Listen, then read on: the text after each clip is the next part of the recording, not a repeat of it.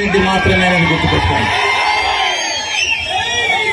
జగన్ తరఫున నువ్వెలా పనిచేస్తున్నావో మేము కూడా అలాగే పనిచేయడానికి వచ్చాం తప్పితే నేనేమి పోటుకోవాలం కాదు.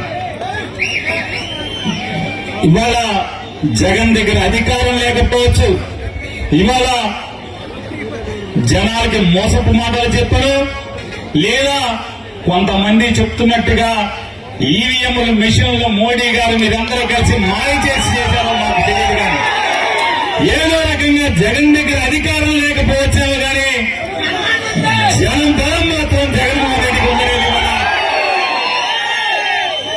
సాటి చెప్తున్నారు. ఇవాళ ప్రకాశం జిల్లాలోని ప్రతి వైఎస్ఆర్ కాంగ్రెస్ పార్టీ కుటుంబ సభ్యులందరూ కూడా జనాన్ని మాయ చేయడం కోసం, జనాన్ని లోపరుచుకోవడం కోసం జగన్మోహన్ రెడ్డి ఏ రోజు కూడా గోధుమ రంగు పంచి కట్టలేదు, ఎర్ర లుంగి కూడా కట్టలేదు. ఈ రోజు కూడా జగన్మోహన్ రెడ్డి ఏ రోజు కూడా నాకు మతం లేదు, నాకు కులం లేదు అని మొన్న చెప్పి ఇవాళ నాకు కులం ఉంది, మతం ఉంది అని చెప్పని ఇవాళ డ్రామా మాటలైతే జగన్మోహన్ రెడ్డి మాట్లాడలేదు.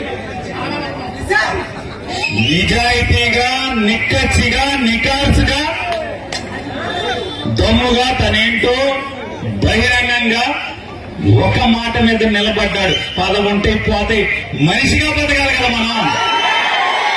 అధికారం ఉంటేనే పోద్ది. చంద్రబాబు నాయుడు గారికి అధికారం శాశ్వతంగా ఉందా?